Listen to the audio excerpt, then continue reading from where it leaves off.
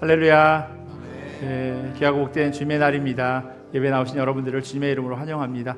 우리 앞뒤 좌우로 같이 잘 오셨습니다. 또 반갑습니다. 같이 인사하면 좋겠습니다. 반갑습니다. 잘 오셨습니다.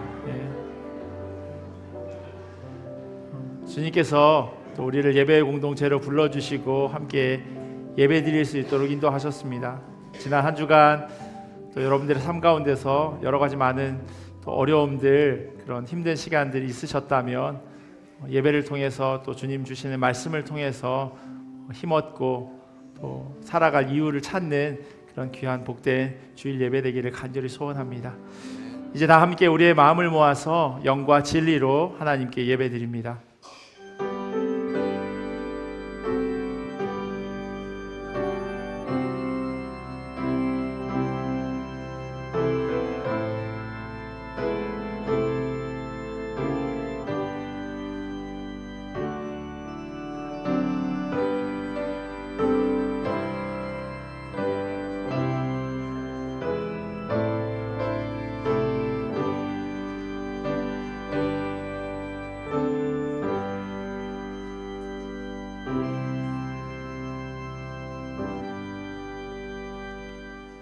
내가 그들에게 복을 내리고 내 산 사방에 복을 내리며 때를 따라 소낙비를 내리되 복된 소낙비를 내리리라. 아멘. 우리 다 자리에서 일어나셔서 찬송가 40장으로 하나님 찬양하겠습니다.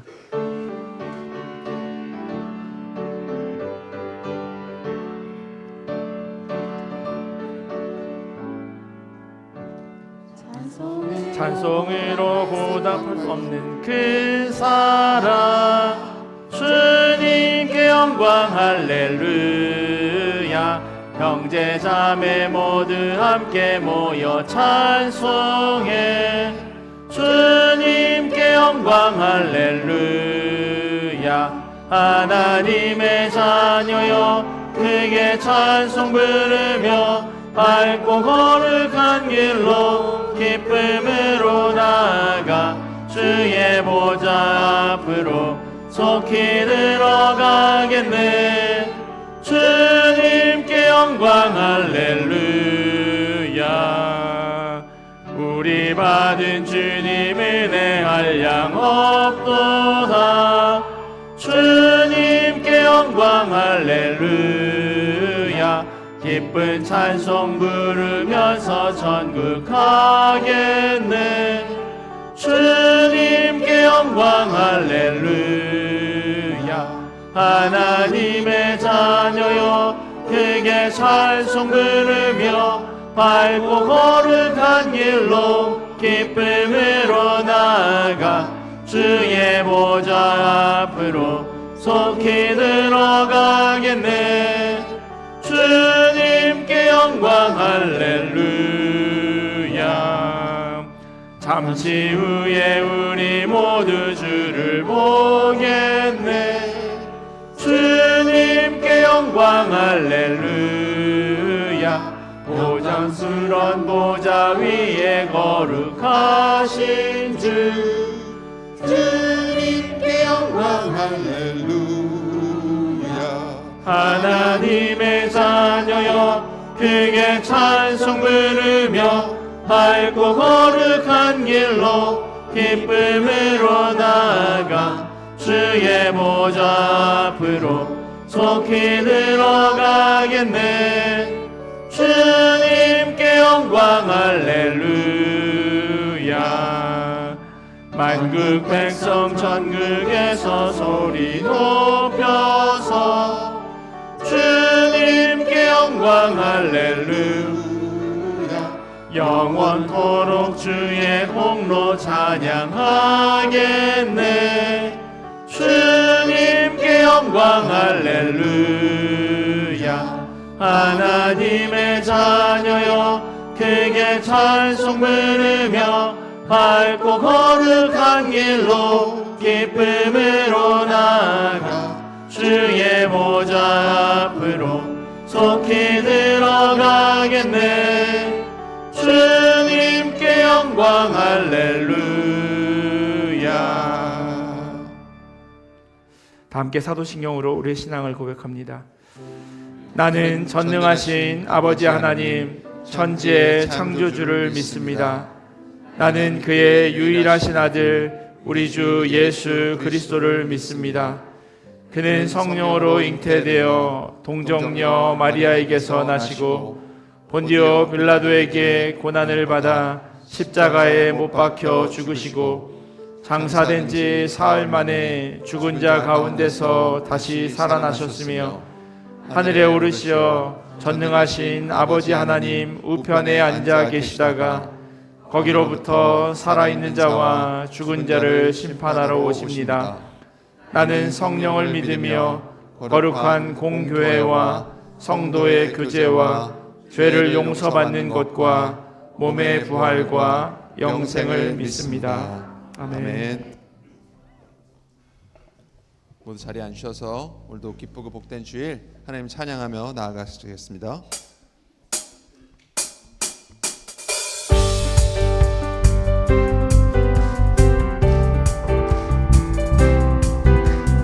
우리 왕되신 주께 감사하며 박수치며 찬양하시면서 나아가시겠습니다. 왕되신 주께 감사하세 그 사랑 영원하리라 모든 것 위에 뛰어나신 주 그 사랑 영원하리라 찬양 찬양 능력의 손과 거신 팔로 그 사랑 영원하리라 거듭난 영혼들을 위하여 그 사랑 영원하리라 찬양 찬양 찬양 찬양 찬양 영원히 신실하신 영원히 신실하신 능력의 하나님 영원히 함께하리 영원히 신실하신 영원히 신실하신 능력의 하나님 영원히 함께하리 영원히 해 뜨는 데서 지는 데까지 해 뜨는 데서 지는 데까지 그 사랑 영원하리라 주 은혜로 우리 걸어가리 그 사랑 영원하리라 찬양 찬양 찬양 찬양 찬양 영원히 신실하신 능력의 하나님 영원히 함께하리 영원히 신실하신 능력의 하나님 영원히 함께하리 영원히 신실하신 능력의 하나님 영원히 함께하리 영원히 신실하신 능력의 하나님 영원히 함께하리 영원히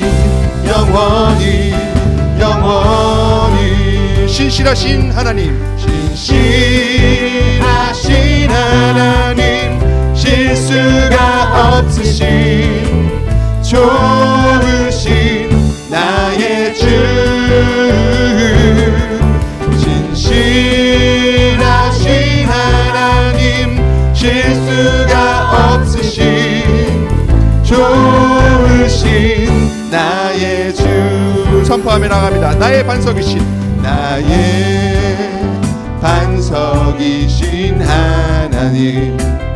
행하신 모든 것 완전하시니 나의 생명 대신 하나님 내게 행하신 일 찬양 찬양합니다. 신실하신 하나님, 신실하신 하나님, 실수가 없으신 좋으신 나의 주, 신실하신 하나님, 실수가 없으신 좋으신 나의 주, 나의 반석이신, 나의 반석이신 하나님, 행하신 모든 것 완전하시니, 나의 생명 되신, 나의 생명 되신 하나님, 내게 행하신 일 찬양합니다. 신실하신 하나님, 실수가 없으신 좋으신 나의 주, 신실하신 하나님, 실수가 없으신 좋으신 나의, 신실하신 나의 하나님, 신실하신 하나님, 실수가 없으신 좋으신 나의 주,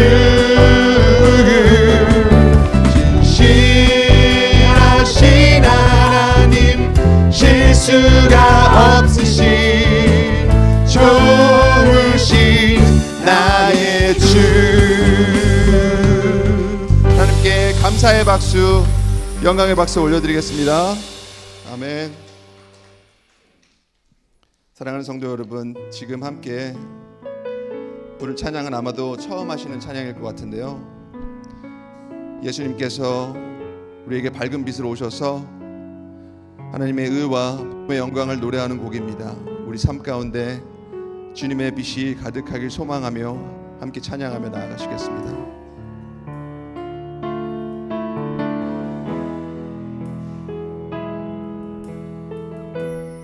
예수 우리들의, 예수 우리들의 밝은 빛,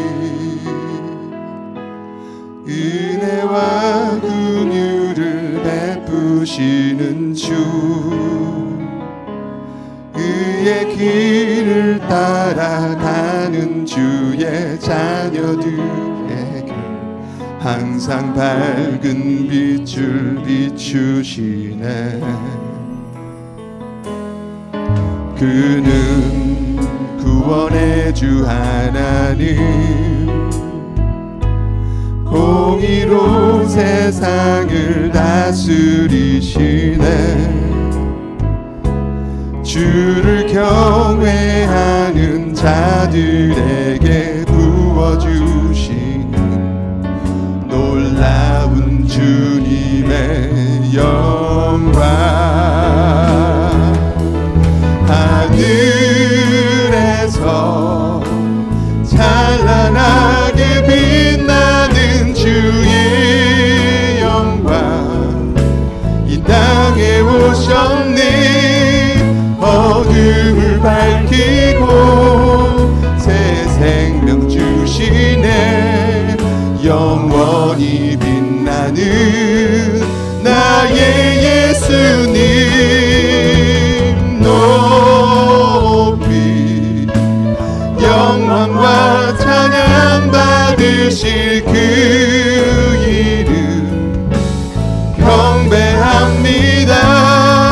슬픔을 거두고 내게 자유 주시네. 기쁨의 노래를 영원한 나의 빛 예수께. 한 번 더 고백하며 나가겠습니다. 예수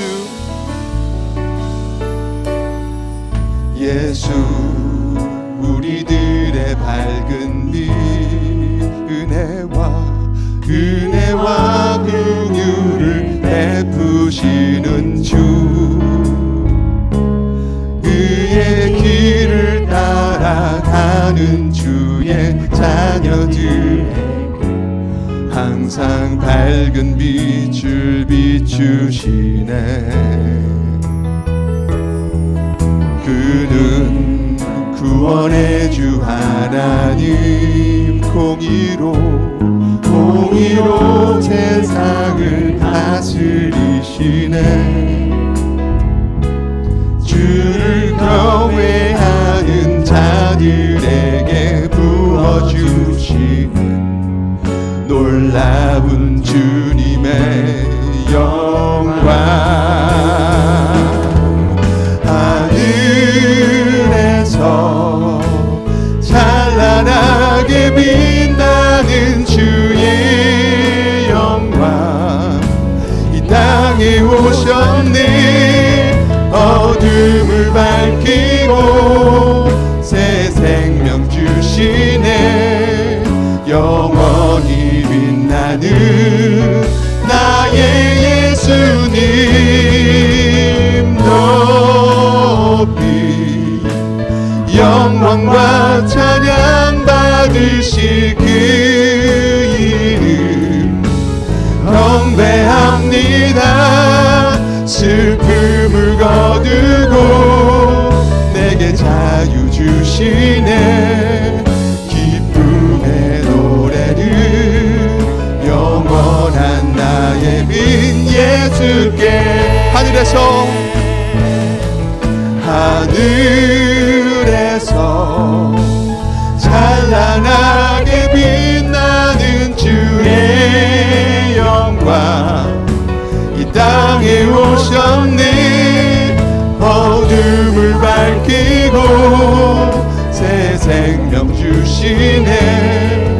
영원히 빛나는 나의 예수님 높이 영광과 찬양 받으실 그 이름 경배합니다. 슬픔을 거두고 내게 자유 주시네. 기쁨의 노래를 영원한 나의 빛 예수께. 이제 나는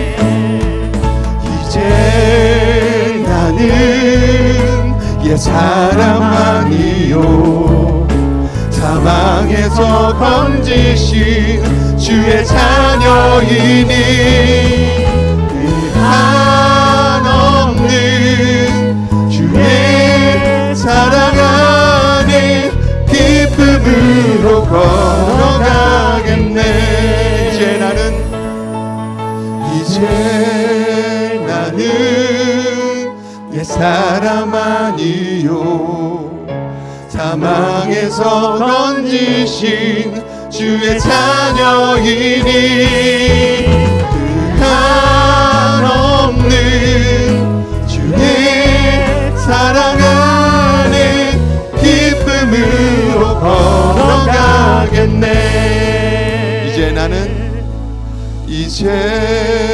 나는 옛 사람 아니요, 사망에서 건지신 주의 자녀이니. 그 한없는 주의 사랑 안에 기쁨으로 걸어가겠네.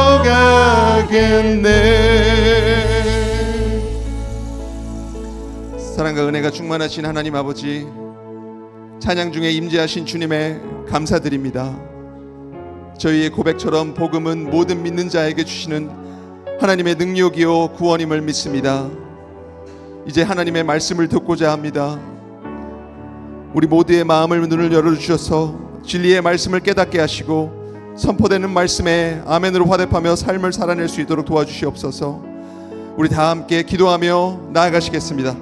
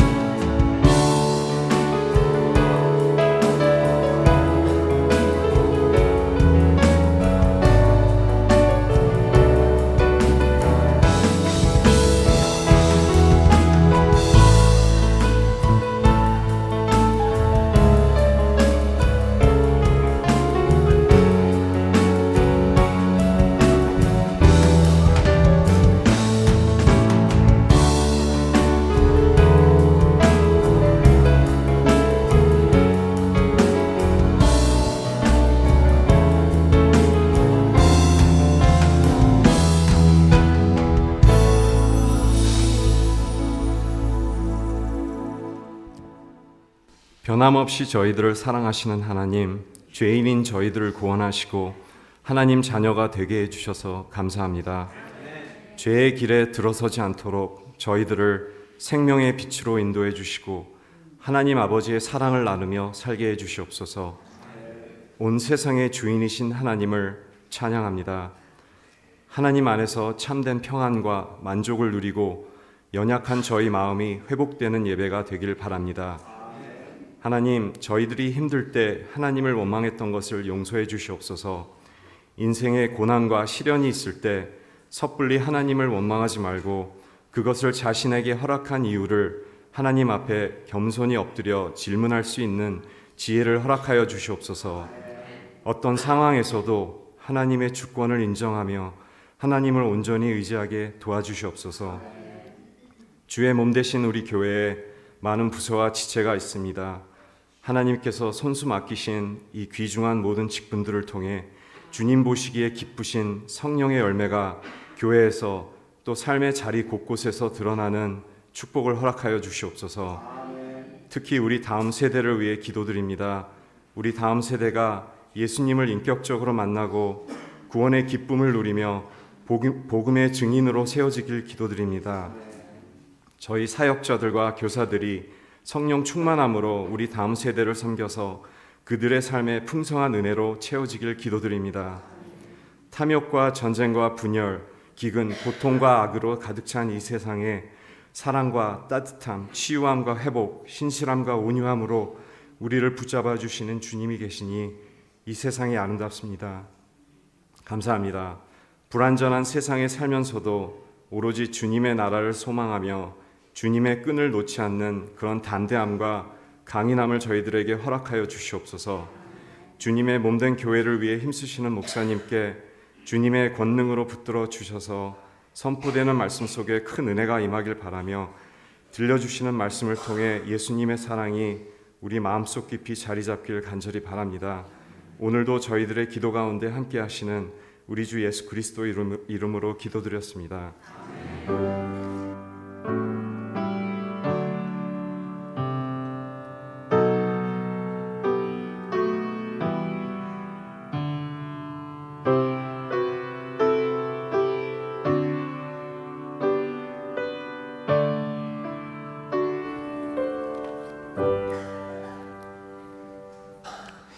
교회 소식 전해드리도록 하겠습니다. 주보를 참조해 주시면 좋겠습니다.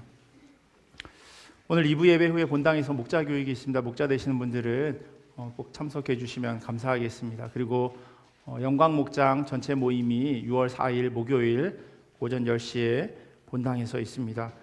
영광 목장 목원 되시는 분들은 꼭 참석해 주시면 감사하겠습니다. 한국 성지순례 9월 30일부터 10월 3일까지 3박 4일간 진행될 예정입니다. 본당 앞에 그 준비되어져 있는 그 신청서 작성해서 참가하실 분들은 김현성 선교부장님께 주시면 좋겠습니다. 6월 15일까지 신청 받도록 하겠습니다. 다음 주일 오후 1시부터요 4주 동안 1대1 제자훈련 양육자 과정을 진행하려고 합니다. 신청은 1대1 제자훈련 수료하신 분들에 한해서 신청이 가능함을 기억해 주시면 좋겠고요. 4주 동안 이렇게 제자훈련 이미 하셨던 것들 다시 한번 리마인드하고 그리고 하반기에는 1대1로 매칭해서 제자훈련 그렇게 시작할 수 있도록 준비하려고 합니다. 많이 기도해 주시면 감사하겠습니다. 본당 앞에 이렇게 신청하실 수 있는 그 종이가 있으니까요. 거기에 참가하실 분들은 신청해 주시고 다음 주일까지 신청 받도록 하겠습니다. NKPC 유년부라고 이렇게 각인된 파란색 성경책이 있는데요. 지난주에도 광고해 드렸는데 혹시 각 부서나 혹은 가정에 빌려가신 분들이 계시면 유년부실로 가져다 주시면 좋겠습니다. 또한 매주 수요 성경 강해 시간에요. 유년부랑 또 청소년부 모임이 있습니다. 유년부는 차일드케어 프로그램으로 만들기 미술 활동, 게임들을 진행하고 있고요. 또 청소년부에서는 묵상하고 있습니다. 그래서 자녀들과 함께 수요 성경 강의 오셔서 그렇게 말씀 듣고 또 자녀들 말씀 안에서 잘 양육되어질 수 있도록 인도해 주시면 감사하겠습니다. 2026년도 상반기 신간 도서 신청을 오늘까지 받을 예정입니다. 도서관에 비치되어져 있는 그 종이에 혹시 보기를 원하시는 책들이 있으시면 적어주시면 도서부에서 잘 선별해서 신청하도록 하겠습니다. 지난 주일에 한창현 이혜원 성도님 가정에서 애찬헌금 드려주셨고요. 또 이기성 집사님, 성현수 권사님 가정에서 그 본당에 있는 세컨 키보드를 위해서 목적 헌금 해주셨습니다. 감사합니다. 우리 따로 빠진 광고, 그 6월 일정은 주보를 참조해 주시면 좋을 것 같고요. 우리 하나님 주신 말씀 같이 보도록 하겠습니다. 오늘 우리에게 주신 하나님의 말씀은 로마서 1장 8절에서 17절까지 말씀입니다. 우리 몸이 불편하지 않으시면 자리에서 일어나셔서 하나님 주신 말씀 같이 보도록 하겠습니다. 로마서 1장 8절에서 17절까지 말씀입니다. 한 절씩 교독하고 마지막 17절은 함께 읽도록 하겠습니다. 먼저 내가 예수 그리스도로 말미암아 너희 모든 사람에 관하여 내 하나님께 감사함은 너희 믿음이 온 세상에 전파됨이로다. 내가 그의 아들의 복음 안에서 내 심령으로 섬기는 하나님이 나의 증인이 되시거니와 항상 내 기도에 쉬지 않고 너희를 말하며 어떻게 하든지 이제 하나님의 뜻 안에서 너희에게로 나아갈 좋은 길 얻기를 구하노라. 내가 너희 보기를 간절히 원하는 것은 어떤 신령한 은사를 너희에게 나누어 주어 너희를 견고하게 하려 함이니 이는 곧 내가 너희 가운데서 너희와 나의 믿음으로 말미암아 피차 안위함을 얻으려 함이라. 형제들아, 내가 여러 번 너희에게 가고자 한 것을 너희가 모르기를 원하지 아니하노니 이는 너희 중에서도 다른 이방인 중에서도와 같이 열매를 맺게 하려 함이로되 지금같이 길이 막혔도다. 헬라인이나 야만인이나 지혜 있는 자나 어리석은 자에게 다 내가 빚진 자라. 그러므로 나는 할 수 있는 대로 로마에 있는 너희에게도 복음 전하기를 원하노라. 내가 복음을 부끄러워하지 아니하노니 이 복음은 모든 믿는 자에게 구원을 주시는 하나님의 능력이 됨이라. 먼저는 유대인에게요 그리고 헬라인에게로다. 복음에는 하나님의 의가 나타나서 믿음으로 믿음에 이르게 하나니 기록된 바 오직 의인은 믿음으로 말미암아 살리라 함과 같은. 아멘. 하나님의 말씀입니다. 자리에 앉겠습니다. 제가 영어를 잘 못하기 때문이기도 하지만요, 다른 건 잘 모르겠는데 그 프랑스어에서 유래한 그 영어로 장르라고 얘기하는 이 발음을 제 아이들이 아무리 말해줘도요, 제가 귀에서 들리는 대로 그대로 입으로 내뱉는다고 하는데 똑같이 소리 나지 않더라고요. 하지만 한국 사람들은 제가 장르라고 이렇게 얘기하지 않고 그냥 장르라고 이야기해도 다 알아들으십니다. 혹시 집에 가셔서요, 아이들한테 한번 발음해보라고 얘기해보세요. 생각처럼 쉽지 않습니다. 글에는 이 장르가 있어요. 소설이나 시와 같은 그 문학적인 글이 있는가 하면 신문이나 독후간처럼 있는 사실을 그대로 적는 글도 있습니다. 이러한 장르에 따라 그 내용을 이해하고 해석해야 책이나 글에 오해가 없습니다. 장르가 풍자소설인데 이걸 다큐멘터리로 받아들인다면 글을 쓴 사람의 의도를 전혀 헤아리지 못하는 거죠. 당연히 엉뚱하게 오해가 생길 수밖에 없습니다. 그래서 나온 말이 웃자고 하는 소리에 죽자고 달려든다라고 하는 이야기가 있지 않나 싶습니다. 요즘에 영화나 드라마가 시작할 때 보면요, 화면에 본 내용에 등장하는 인물, 지명, 기관 및 단체 등의 일체 명칭과 사건 등은 실제와 어떠한 관련도 없음을 알려드립니다라고 하는 문구가 시청자들에게 보라고 이렇게 화면에 띄워놓습니다. 왜냐하면 오해하지 말라는 거예요. 여러분들이 지금 보고 있는 건 드라마고 영화지 실제가 아니라고 하는 걸 알려주려는 거죠. 그만큼 장르가 무엇인지를 파악하는 건 글 읽기에 중요합니다. 시편 19편에요, 이런 구절이 있어요. 날은 날에게 말하고 밤은 밤에게 지식을 전하니. 날이 말을 한대요.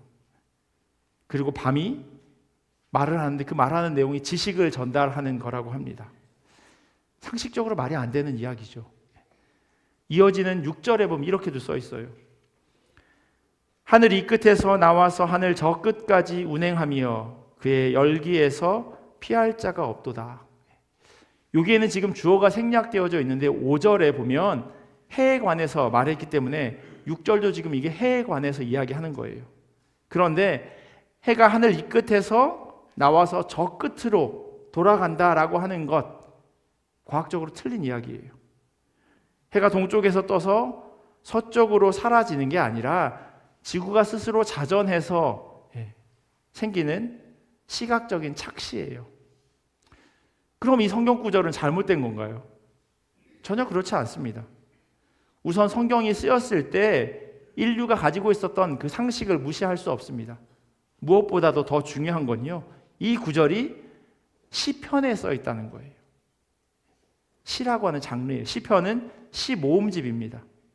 지구과학 교과서가 아니라 시인이 자연의 섭리를 통해서 하나님의 위대하심을 찬양하고 있는 거예요. 교회력에 따라서 몇 주간 저희가 로마서에 관해서 함께 살펴보려고 합니다. 그래서 본문에 들어가기에 앞서서 이 로마서에 대한 이해를 돕기 위해 책 설명을 좀 해드리도록 하겠습니다. 저희가 함께 보게 될 이 로마서는 어떤 장르의 책일까요? 편지예요, 편지. 오랜 시간 동안 로마서를요, 바울 신학의 정수라고 그렇게 말해왔습니다. 그만큼 복음에 대해서 논리적이고 아주 체계적인 그런 설명이 되어 있는 책이에요. 하지만 이보다 더 먼저 기억해야 할 건요, 이 책은, 이 로마서는 편지라고 하는 거예요. 편지라고 하는 건요, 발신인이 있고 수신인이 있습니다. 그리고 그 편지가 무엇 때문에 쓰여지는지 그 편지를 쓴 목적이 있어요. 그걸 간과하면요, 본문을 해석하는 데 있어서 자칫 실수할 수 있습니다. 발신자는요, 로마서 1장 1절에 이렇게 써 있습니다. 예수 그리스도의 종 바울은 사도로 부르심을 받아 하나님의 복음을 위하여 택정함을 입었으니. 그러니까 누가 썼냐면 예수 그리스도의 종 바울이 썼다고 써 있습니다. 그리고 7절에 가면요, 수신자에 대해서 알 수 있어요. 로마에서 하나님의 사랑하심을 받고 성도로 부르심을 받은 모든 자에게, 이게 바로 이 편지를 받아들게 되는 사람들이에요. 그러니까 from 사도 바울 to 로마 교회 성도가 바로 로마서예요.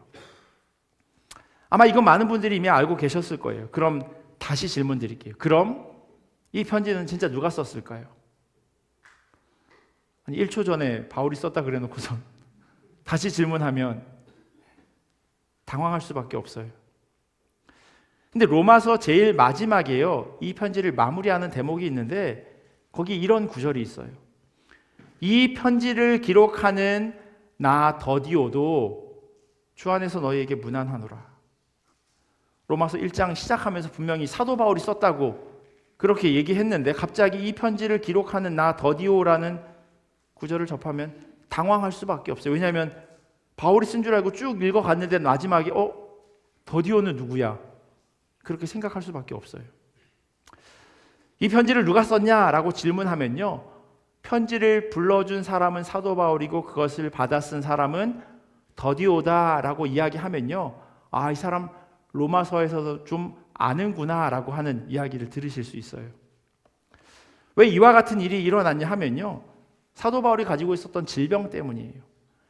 바울이 가지고 있었던 질병에 대해서 다양하게 학자들이 이야기하는데 그가 눈에 문제가 있었다라고 하는 것에는 이견이 없습니다. 사도 바울이 갈라디아서에요, 이렇게 썼어요. 내 손으로 너희에게 이렇게 큰 글자로 쓴 것을 보라. 이 표현을 통해서요, 작은 글자를 제대로 보지 못할 만큼 눈에 문제가 있었다라고 하는 의미로 해석할 수 있습니다. 또 사도행전에 보면요, 바울이 공회에서 바울이 복음 전하다가 끌려갔어요. 거기에서 신문을 받고 있을 때 대제사장 아나니아가 곁에 있는 사람에게요, 바울의 입을 치라고 하는 이야기를 합니다. 그런데 바울은 자기에게 이렇게 말하는 사람이 누구인지 알아보지 못했다라고 성경에 기록하고 있어요. 대제사장은요, 딱 복장을 보면 누군지 알 수 있어. 아, 저 사람은 대제사장이구나 라고 하는 걸요. 그런데 그걸 알아보지 못했다라고 하는 것은요, 그만큼 사도 바울의 눈이 나빴다라고 하는 것을 잘 보여주는 대목이에요. 그래서 바울이 쓴 로마서이지만 이 편지를 더디오가 받아 쓴 겁니다. 불러주고 받아 쓴 거예요. 로마서의 발신자와 수신자를 알았으니 이제 이 편지가 왜 쓰여지게 되었는지, 편지를 쓴 목적에 대해서 알아야 합니다. 바울이 로마서를 쓴 첫 번째 목적은요, 땅끝까지 복음을 전하기 위해서 로마 교회가 필요했어요. 본문 10절과 13절에 이렇게 써 있습니다. 어떻게 하든지 이제 하나님의 뜻 안에서 너희에게로 나아갈 좋은 길 얻기를 구하노라. 그리고 13절에 보면요, 형제들아 내가 여러 번 너희에게 가고자 한 것을 너희가 모르기를 원하지 아니하노니 알으라는 거예요. 이는 너희 중에서도 다른 이방인 중에서도와 같이 열매를 맺게 하려 함이로되 지금까지 길이 막혔도다. 사도 바울은 로마에 가기를 원했어요. 정확하게는요, 그가 복음 전하는 데 있어서 로마 교회가 필요했던 거예요. 왜냐하면 바울은 땅끝이라고 생각했던, 지금으로 말하면 스페인, 거기까지 복음을 전하고 싶었는데 이 일을 하기 위해서 선교의 베이스 캠프가 그에게 필요했던 겁니다. 그리고 거기에 가장 적합한 곳이 바로 이 로마 교회였어요. 화면에 보시면요, 이게 바울의 1차 전도 여행 지도입니다. 어디서 출발하냐면 안디옥이라고 하는 곳에서 출발합니다. 그리고 2차 전도 여행 역시 안디옥에서 출발하고요, 3차 전도 여행도 변함없이 안디옥에서 출발합니다. 하지만 동쪽 전도가 다 마무리 되어지고 나서요, 주님께서 땅끝까지 이르러 내 증인이 되라고 하신 그 말씀에 따라서 당시 땅끝이라고 생각했던, 지도에선 생략되는 이 서쪽 끝 스페인까지 그가 복음을 전하기를 생각하고 있었어요. 그래서 거리로 보나, 특별히 경제적인 여건으로 보나 로마 교회가 자신을 도와준다면 그와 같은 사역을 감당할 수 있을 것이다 라고 바울은 생각했던 겁니다. 그래서 그가 로마 교회에 가기를 원했던 거예요. 두 번째는요, 복음에 진 빚을 갚기 위해서입니다. 14절에 이렇게 써 있어요. 헬라인이나 야만인이나 지혜 있는 자나 어리석은 자에게 다 내가 빚진 자라. 빚을 졌다라고 하는 것은요, 곧 그것을 갚아야 한다는 의미를 담고 있죠. 그런데 바울은요, 스스로를 그냥 빚이 아니라 복음에 빚진 자라고 이야기합니다. 왜냐하면 자기가 예수 믿는 사람들을 박해했음에도 불구하고 그런 나를 주님께서 찾아와 주셨기 때문이에요. 이런 바울에 대해서 주님께서 다음과 같은 정체성을 말씀해 주세요. 이 사람은 내 이름을 이방인과 임금들과 이스라엘 자손들에게 전하기 위하여 택한 나의 그릇이라고 이야기하십니다. 그리고 세 번째로 로마서를 쓴 목적은요, 로마 교회가 복음을 통해서 믿음으로 바로 서기를 원했어요. 당시 초대교회 공동체는요, 같은 그리스도인이지만 유대교 출신의 그리스도인이 있었고 이방인 출신의 그리스도인이 함께 공존하고 있었습니다. 이것은 같은 복음을 바라보고 있는데 서로 다른 안경을 쓴 것이나 마찬가지였어요. 그 안경을 통해서 복음을 바라보게 되는 거죠. 거기다가 클라우디우스라고 하는 황제가 로마에 살고 있는 유대인들을 다 다른 곳으로 이주하도록 명령했습니다. 그러다 보니 그 사이에 로마 교회 안에 이 이주한 유대교 출신의 그 그리스도인들의 빈자리를 이방인 그리스도인들이 채웠던 거예요. 하지만 이 황제가 죽은 후에 돌아와서 유대인들이 보니까 이전과는 달리 본인들이 이 공동체에서 소수라고 하는 것을 확인하게 된 거죠. 그러니까 자신의 주도권이 빼앗겼다라고 그들이 생각했던 겁니다. 아, 내가 이 공동체에서 실세였는데 내가 왜? 라는 생각이 생긴 거죠. 교회 안에서의 이런 갈등은요, 복음을 통한 변화가 이들의 삶에 일어나지 않았기 때문에 발생하는 모습이에요. 그들에게 참 믿음이 있었다면 십자가 앞에서 어떻게 나누어질 수 있겠습니까? 로마 교회 성도들은요, 그들의 출신이 어떠하든 상관없이 여전히 주님 안에서 새로 태어나지 않았기에 자기가 드러나야 참으로 살아있다라고 하는 그런 마음이 있었던 거예요. 아직 멀었다는 뜻이죠. 로마서에 대한 설명이 좀 길게 느껴지실 수도 있는데요. 이 배경을 알아야 오늘 본문을 보다 쉽게 이해할 수 있습니다. 16절 말씀이 이렇게 시작해요. 내가 복음을 부끄러워하지 아니하노니. 16절에 이렇게 써 있어요. 여러분들은요, 살아가면서 복음에 대해 부끄러워해 보신 적이 있으신가요? 아니면 내가 믿는 사람이라고 하는 것에 대해서 아주 가끔 일부러 드러내지 않으신 적은 없으신가요? 그러니까 뭐 숨긴 건 아니고요, 밝히지 않은 것, 그런 경우요. 흔히 볼 수 있는 곳 뭐가 있을까 생각하다가요, 저는 식당이 떠오르더라고요. 식당에서 기도하고 식사하시나요? 친구들과 혹은 지인들과 함께 식사하러 갔을 때 혼자 식사 기도하는 게 약간 뻘쭘해서 잠깐 고개를 이렇게 숙이고 딴청하는 것처럼 그렇게 식사 기도하신 적은 없으신가요?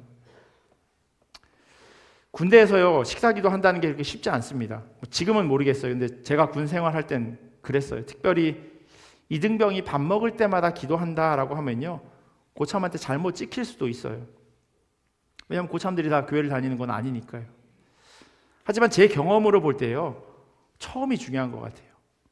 처음에 기도하고 먹으면요, 한 소리를 듣게 되는데, 그런데 기도를 하지 않으면요, 기도하다가 기도하지 않으면 야, 너 왜 기도 안 해? 라고 고참들이 그렇게 얘기해요. 지금 교회도 안 가면서. 물론 기독교인들이라고 하는 그 자기 정체성을 드러내기 위해서는요, 다른 사람들보다 더 부단히 노력하는 모습, 그것이 전제되어야 함을 잊지 말아야 합니다. 그런 바울이 말하는 이런 복음을 부끄러워한다는 것, 그것은 이런 1차원적인 이야기가 아니에요. 마태복음 25장을 보면요, 예수님께서 비유로 양과 염소에 이렇게 나누는 그런 내용이 있습니다. 이것은 선행을 통해서 구원받을 수 있다는 말씀을 하는 그런 비유가 아니라 마지막 때 심판에 관한 이야기예요. 그것을 염두에 두고 이 본문을 읽어야 한다는 것을 잊지 말아야 합니다. 왜냐하면 잘하는 것을 통해서 구원받는다, 상 받는다라고 오해할 수 있으니까요. 이 본문에요, 오른편에 있는 자들에게 다음과 같이 칭찬하는 대목이 있습니다. 내가 줄일 때에 너희가 먹을 것을 주었고, 목마를 때에 마시게 하였고, 나그네 되었을 때에 영접하였고, 헐벗었을 때에 옷을 입혔고, 병들었을 때에 돌보았고, 옥에 갇혔을 때에 와서 보았느니라. 마지막 때 예수님께서 재림하셔서 심판하실 때 오른편과 왼편으로, 그러니까 양과 염소로 사람들을 나눌 때 오른편에 있는 자들은 예비한 나라를 상속받을 것이라고 말씀하십니다. 왜냐하면요, 그들이 위에서 나열한 지극히 작은 자에게 그와 같은 일들을 했기 때문이에요. 그런데 이 지극히 작은 자들이 당하는 어려움들을 자세히 살펴보면요, 복음을 부끄러워하지 않고 그 복음을 붙들고 살았던 초대교회 성도들이 당했던 모습이에요. 배고프고 목마르고 도망가서 나그네가 되고 헐벗고 병들고, 그리고 마침내 옥에 갇혀야 하는 그 어려움들, 그것은요, 복음을 부끄러워하지 않은 자들이 당했던 일들입니다. 오늘 살고 있는 우리에게 이런 어려움들이 찾아온다면 과연 여기에 얼마나 많은 성도들이 앉아 계실까요? 사도 바울이 오늘 우리에게요, 나는 복음을 부끄러워하지 않았어 라고 자랑하고 있는 게 아니에요. 스스로 자랑하는 게 아니라 내가 왜 복음을 부끄러워하지 않는지를 설명하려고 하는 거예요. 그 이유가 16절 중간에 이렇게 써 있어요. 이 복음은 모든 믿는 자에게 구원을 주시는 하나님의 능력이 됨이라. 내가 복음을 부끄러워하지 않는 이유는 믿기만 하면 구원해 주신다고 하는 하나님의 약속이 있기 때문입니다 라고 그렇게 이야기하고 있어요. 내가 이전에 스데반 집사가 돌에 맞아 죽는 자리에서 그걸 당연하게 보며 당연하게 여겼어요. 뿐만 아니라 내 열심을 가지고 예수 믿는 자들을 잡으러 다녔던 그러한 사람입니다. 이런 나의 그 과거 죄악된 모습, 그것과 상관없이 믿기만 하면 구원해 주신다고 하는, 이게 어떻게 복된 소식이 아닐 수 있겠습니까? 라고 지금 사도 바울이 이야기하고 있는 거예요. 이게 바로 하나님의 계획입니다. 그리고 선물이에요. 사도 바울은요, 내가 복음을 부끄러워하지 않는 이유가 바로 여기 있다고 말씀하고 있습니다. 그러니 여러분도 이 복음을 믿으십시오라고 힘주어 이야기하고 있어요. 그가 어떤 삶을 살았던지 간에 예수 그리스도를 구주로 영접하고 믿기만 하면 구원받는다고 하는 것, 그게 바로 하나님의 뜻입니다. 그리고 이런 하나님의 뜻에는요, 예외가 없어요. 16절 마지막에 이렇게 써 있습니다. 먼저는 유대인에게요, 그리고 헬라인에게로다. 메시지 성경에 보면요, 하나님께서 그분을 신뢰하는 사람이면 누구나 유대인으로부터 시작해서 모든 사람에 이르기까지 다 구원하신다는 엄청난 메시지입니다라고 이 구절을 설명하고 있어요. 이 누구나라고 하는 단어가 얼마나 은혜입니까? 그게 나에게 적용되기에 은혜가 아니라요, 나 이외에 다른 사람에게도 적용되기에 은혜라고 여겨져야 합니다. 불편한 마음으로 바라보지 않아야 해요. 하나님의 관점에서 볼 때 그 사람이나 나나 큰 차이가 없으니까요. 로마 교회에 속한 헬라인이나 유대인이나 하나님 앞에서는 누구나였습니다. 바울은 그것을 그 교회 공동체에게 다시금 상기시켜주고 있는 거예요. 제가 어렸을 때요, 동네마다 공터가 있었고요, 그리고 거기에서 아무것도 없이 참 재미있게 놀았습니다. 혹시 생각나는 놀이가 있으신지 모르겠어요. 제가 어렸을 때요, 뭐 이제 드라마 제목이 되어지기도 한 좀 과격한 그 오징어 게임이라고 하는 그런 놀이도 있었고요, 사거리라고 하는 게임도 있었어요. 근데 이런 공터놀이 가운데 기억에 남는 게 뭐냐면요, 다방구예요. 지역마다 다른 이름으로 불릴 수 있지만 제 기억하는 이름은 다방구였어요. 근데 이 다방구를 생각하면요, 로마서에 모든 믿는 사람을 구원하는 하나님의 은혜, 이거랑 가장 잘 어울리는 그런 게임인 것 같아요. 무슨 뚱딴지 같은 소리냐라고 하실지 모르겠지만요, 피구 아시죠? 덧지벌이라고 하는. 피구는요, 공을 던져서 맞으면 죽는 거죠. 근데 그 공을 잡으면 어떻게 돼요? 한 명만 살려요. 한 명만. 그게 그 게임의 룰입니다. 근데 이 다방구라고 하는 게 그렇지 않아요. 술래잡기 같은 그런 게임인데요, 술래들이 사람들을 잡아서 한 곳에 모아놔요. 어떻게 모아놓냐면 이렇게 뭉탱이로 모아놓는 게 아니라 손에 손을 잡고 이렇게 잡도록 합니다. 그러다가요, 자기 편이 와서 그렇게 잡고 있는 이 손을 다 끊어주면, 그럼 이 아래쪽에 있는 사람들은 다 살아나요. 이게 바로 다방구를 통해 누리는 은혜예요. 나는 비록 술래한테 잡혀 있어서 아무것도 할 수 있는 게 없는데, 자기가 죽을 수 있는 그 상황에서, 왜냐하면 술래한테 잡힐 수 있잖아요, 나를 살리겠다고 달려오는 그 친구, 이게 어떻게 예수 그리스도의 십자가 사건과 똑같지 않다고 이야기할 수 있겠습니까? 이게 바로 복음에 나타난 하나님의 의예요. 17절에 이렇게 써 있습니다. 복음에는 하나님의 의가 나타나서 믿음으로 믿음에 이르게 하나니라고 써 있어요. 17절 원문에 보면 이 앞에, 복음이라고 하는 그 앞에 왜냐하면이라고 하는 단어가 있습니다. 그러니까 모든 사람을 구원하는 것이 하나님의 능력인데, 왜냐하면 하나님의 의가 나타나기 때문에, 모든 사람들을 구원하는 것, 그것을 통해서 하나님의 의로우심이 나타난대요. 의라고 하는 말은요, 법대로라고 하는 말로 단순화시킬 수 있어요. 법을 어기면 처벌받고 법을 지키면 상을 받아요. 그런데 만약 이걸 사람에게 적용시켜서요, 그리고 그 법이 하나님의 말씀이라면 상 받을 사람이 누가 있겠습니까? 복음은요, 그리스도의 십자가를 통한 죄인의 구원이에요. 사람의 의로움으로 구원받는 게 아니라 하나님의 의로움으로 구원받는다는 거예요. 이게 하나님의 능력이 아니고 무엇이겠습니까? 죽을 수밖에 없는데, 사람의 의로는 구원할 수 없는데 하나님의 의로 그들을 구원하셨다는 거예요. 믿음으로 믿음에 이른다라고 하는 말은요, 결과적으로 인간의 믿음이 아니라 변하지 않는 우리를 구원하고자 하는 하나님의 믿음이에요. 우리의 믿음은요, 언제 변할지 몰라요. 오늘 열심히 신앙생활 하다가도요, 내일 나 몰라 하는 사람 흔하게 볼 수 있습니다. 우리의 믿음은 믿을 게 못 돼요. 그런데 하나님의 믿음, 변함없다는 겁니다. 다시 한번 말씀드리지만 오늘 본문은요, 로마 교회를 향한 사도 바울의 편지입니다. 헬라 그리스도인들과 유대 그리스도인들, 그들 사이에 갈등이 있었어요. 이러한 갈등은 눈에 보이기도 하고 눈에 보이지는 않지만 수면 아래에 있었습니다. 그래서 바울이 복음과 하나님의 의를 피력한 겁니다. 주님의 은혜 앞에 아무것도 내세울 것 없음을 잊어버린 이들을 향해서요, 구원받을 것 없는, 아무 공로도 없는 그것을 왜 기억하지 못하냐고.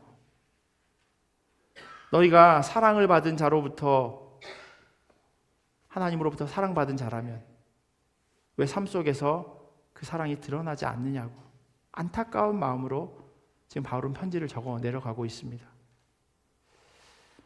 그러면 이제 우리는 어떠한가라고 질문해야 합니다. 우리 안에 로마 교회처럼 자기를 높이고 나와 다름을 용납하지 못하는 이런 모습은 없는지, 또는 내가 죽어 남을 살리는 희생과 헌신이 우리 안에서 얼마나 빈번하게 일어나고 있는지 질문해 보아야 한다는 거예요. 저처럼 나야가라 한인장로교에 온 지 얼마 되지 않으신 분이 있습니다. 그리고 20년 이상, 사실 저희 교회는 20년은 온 지 얼마 안 된 거고요. 한 3, 40년 정도는 다녀야 우리 교회 좀 다녔다라고 하는 이야기를 듣겠죠. 우리 모두에게 이 교회를 사랑하는 주인의식이 필요하지만, 그러나 주인이 되어서는 안 될 겁니다. 교회 주인은 언제나 예수 그리스도예요. 내가라고 하는 말로 시작하는 우월감은요, 공동체를 갈라놓는 아주 위험한 말입니다. 예수님께서 우리 위해 십자가에서 죽으신 것에 대해서 언제 생색내시던가요? 내가 너 때문에 죽었어 라고 하는 그런 말씀 하시던가요? 다시 한번 우리가 들은 복음을 기억해야 할 것입니다. 죽을 수밖에 없는 우리가 예수 그리스도의 십자가 사랑으로 영원한 생명을 얻었습니다. 우리가 여기에 어떠한 노력이나 수고가 더해지지 않았어요. 그냥 순례에 잡혀있는 우리를 자기 목숨을 걸고 달려와서 죄로부터 우리를 끊어주셨습니다. 그 은혜를 기억한다면 나도 겸손한 모습으로 죄 가운데 묶여있는 사람들을 향해 달려가야 할 겁니다.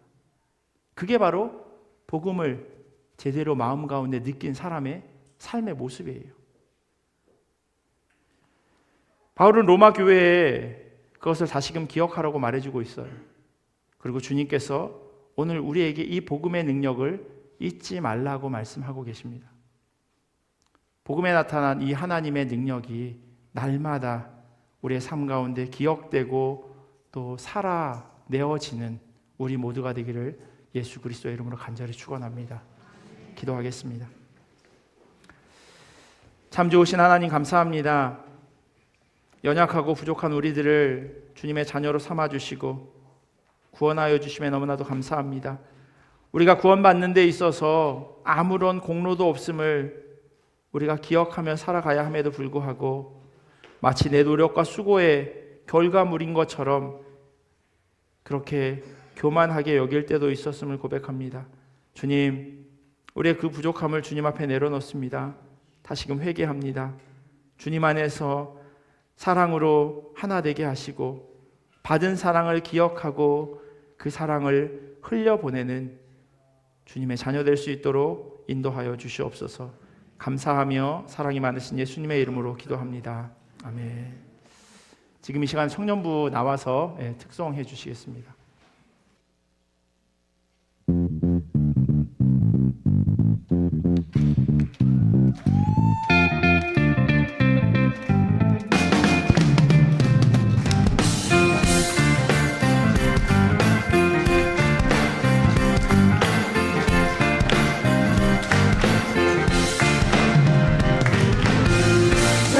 몸은 구주의 성전이니 예수의 밝은 빛 비추며 살리라. 내 안에 계시는 성령님이 늘 함께 하시니 기뻐하리로다. 내 몸은 구주의 성전이니 예수의 밝은 빛 비추며 살리라. 내 안에 계시는 성령님이 늘 함께 하시니 기뻐하리로다. 어디에 있든지 무엇을 하든지 주 예수의 영이 함께 하시네. 세상을 향하여 움직이는 교회 되어 내 하루의 한가운데서 주를 높이리. 주여 높임을 받으소서. 모든 영광과 찬송을 하나님께. 나를 부르신 자리에서 내 삶을 드려 찬양하리.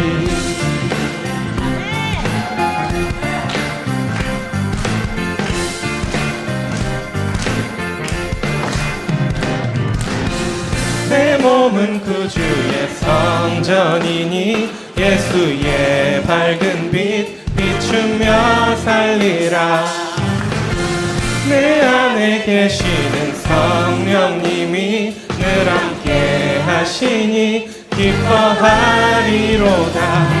어디에 있든지 무엇을 하든지 주 예수의 영이 함께 하시네.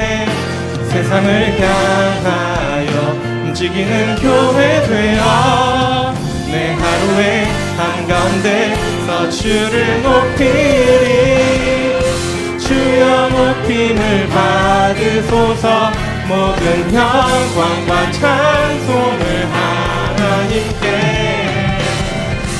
나를 부르신 자리에서 내 삶을 드려 찬양하리.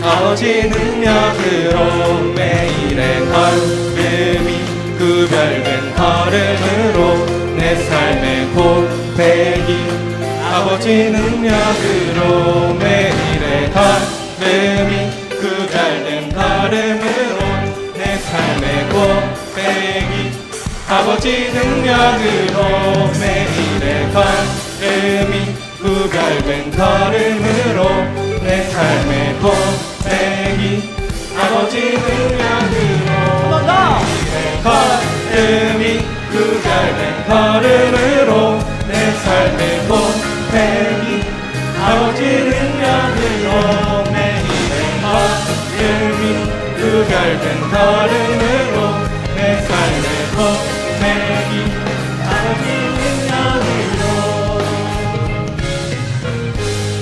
어디에 있든지 무엇을 하든지 주 예수의 영이 함께 하시네. 세상을 향하여 움직이는 교회 되어 내 하루의 한가운데서 주를 높이리. 주여 높임을 받으소서. 모든 영광과 찬송을 하나님께. 나를 부르신 자리에서 내 삶을 드려 찬양하리. 주여 높임을 받으소서. 모든 영광과 찬송을 하나님께. 나를 부르신 자리에서 내 삶을 드려 찬양하리. 내 삶을 드려 찬양하리.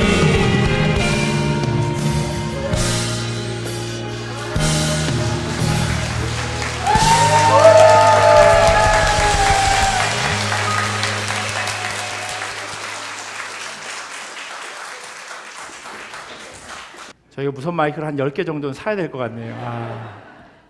듣고 싶은 목소리가 많았는데 너무 귀한 찬양 감사합니다. 네.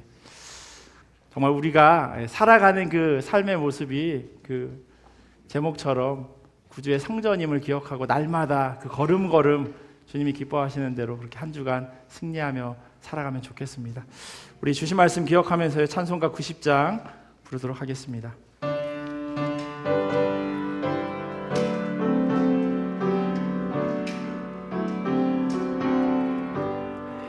주 예수 내가 알기 전 날 먼저 사랑했네. 그 크신 사랑 나타나 내 영혼 거듭났네.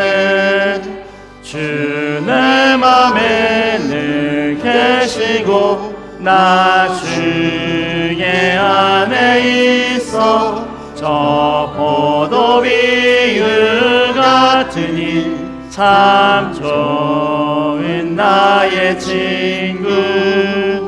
내 친구 되신 예수님 날 구원하시려고 그 귀한 몸을 버리사 내 죄를 대속했네.